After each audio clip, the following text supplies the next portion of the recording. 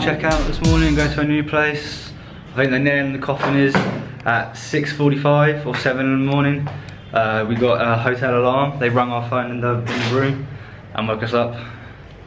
But last night, before we went to bed, we found out some big news. So, as of immediately, 4 hours later from when it was announced, 500 rupee notes and 1000 rupee notes are no longer valid. They're completely been taken out of circulation. All ATMs are closed today.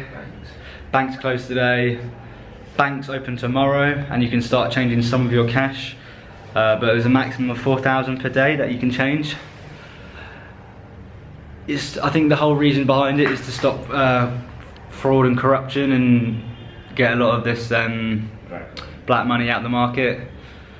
But yeah, very big news to wake up to and to go to bed to.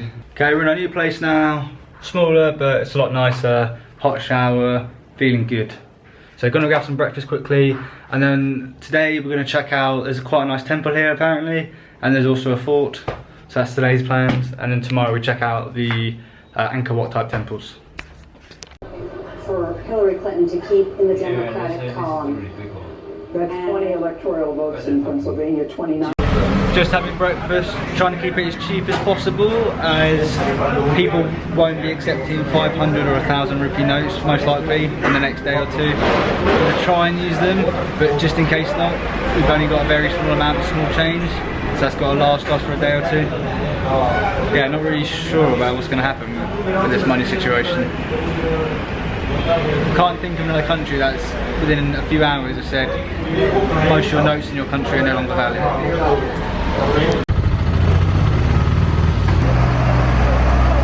If you ring them, they should help you. Okay. Like you're a tourist. Yeah. They should there's some sort of help for you. Okay. Yeah. It's gonna be tough for you guys. Yeah. One day. But if you're staying at are you staying at the hotel or? Yeah, hotel. They should help you then. Okay. They should help We'll you. ask them later. Okay, cheers man. Thank you. Cheers buddy. No worries. So as expected, this morning we are facing major problems with our money. So we have a few small notes that we're keeping back as much as possible. So we had a lot of hassle in the restaurant, having breakfast, giving them a 500 note, and then took to driver, just wouldn't accept it. Here at the fort, luckily there are some other Indian park guys here, and they convinced them that they're tourists, they have to help them, blah blah blah.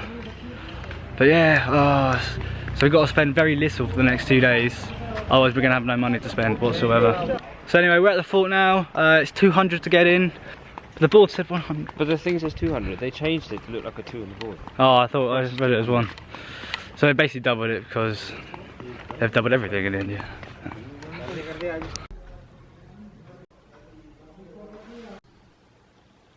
We're just in the little museum bit now, and all these rock carvings date back about 1,000 years.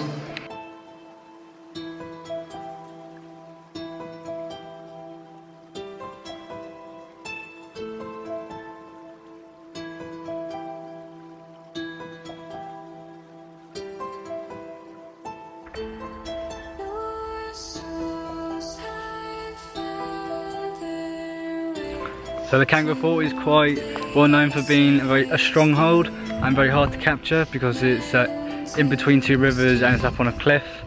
So it was taken once, but it took 14 months, and basically they just starved people to death by stopping everything coming in. But other than that, it's very hard to capture.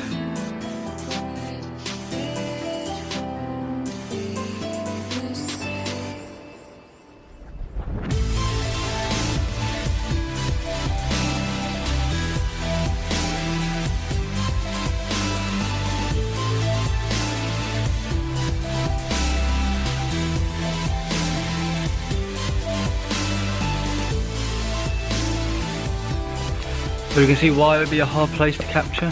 There's lots and lots of these little archer arrow holes. So they can fire them out, but nothing can come back in. The fort itself is a lot more impressive than I thought it was going to be. A lot more intact. Oh yeah, this is it. This is where they would be. So it would have been like that all the way along. So it's where you can probably fire arrows at people. So quite a lot of it we think is reconstructed because there was a big earthquake here in the region in 1905. So yeah, still very impressive. So it looks like it's built up in layers. So if you get through this first section, the arrows from up here will come down. So wherever you go, you can see why it was very hard to take. And starvation was the only way to do it. Ugh. But this fort dates back about 1,000 years, I think. It's so hard to take this place. Because you'd have to come from there. As I said, that's the only place. Assuming there's a big cliff at the back. Yeah, big. Place you could take it from. But it's so heavily armed against that. It's very easy to stop it. And look, even if you get to this point, all up there as well. No, that's where the important rulers be. So I don't know if the camera will pick this up, but just along this ridge, just above it, you've got a nice view of the mountains, which are about 4,500 meters, sorry.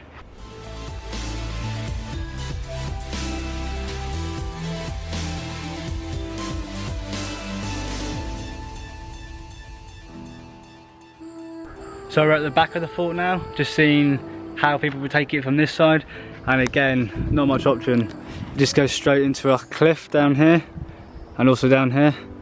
So yeah, almost impossible to take.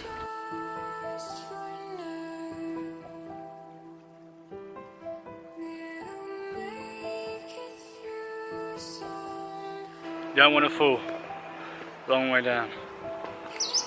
This is actually really, really nice. Definitely exceeded my expectations. The views from the top of the fort.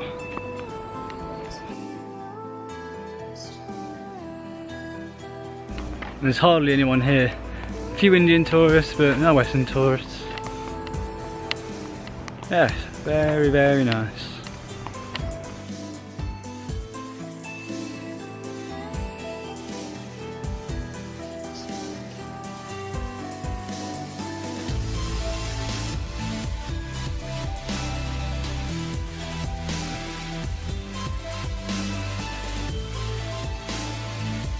Fort keeps going and going and going.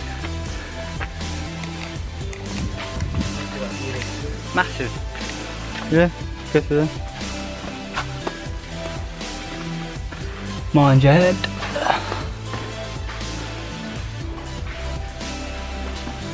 I'm looking forward to the Angkor Wat type temples tomorrow. Keeps going and going and going. It would take forever to take this place over. Just on the sheer size of it. Looks like a well.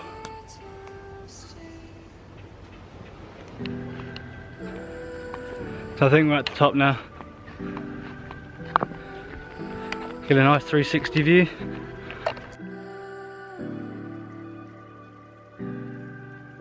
Get your army onto that plane, there's no way of getting here. Try and go down and off. So they just get shot straight away. It's a really good spot. Do you reckon that's too far for an archer to shoot? Probably. It's a mile, no. Mile? Kilometre?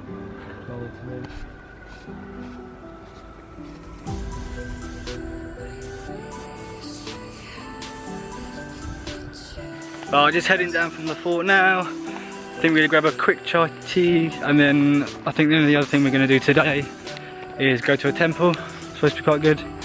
We're not really sure where it is, but we'll figure it out once we're having chai.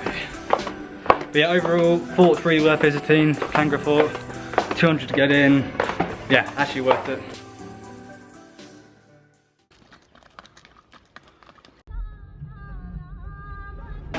Rob and I were just saying it's been a long time since we've been in one of these sort of bizarre places. It's good to be back.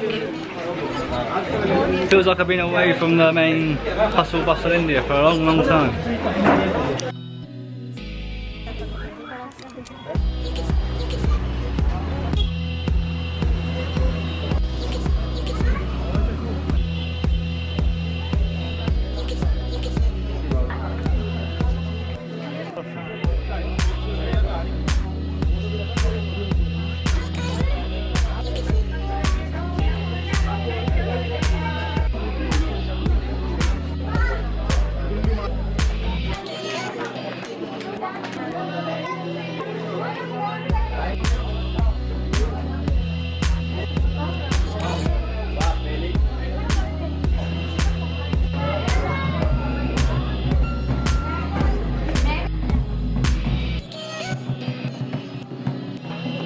This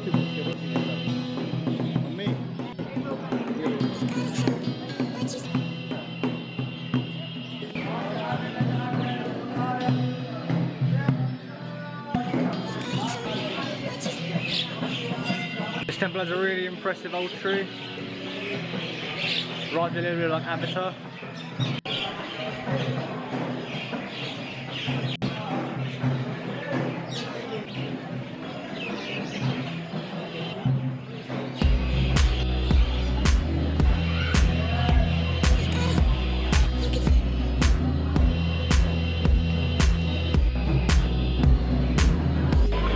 So this temple is known for as the final resting place of Shiva's first wife Sati, her left breast. So this is one of 51 sites where her body parts are. Can't film inside the main temple bit, but I think this is all we're going to do for today. Tomorrow we're going to go to the temples that look like Angkor Wat. So yeah, thank you for watching and I'll see you in the next video.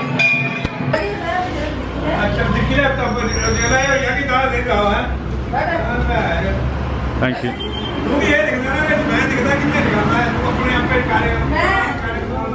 Good tally.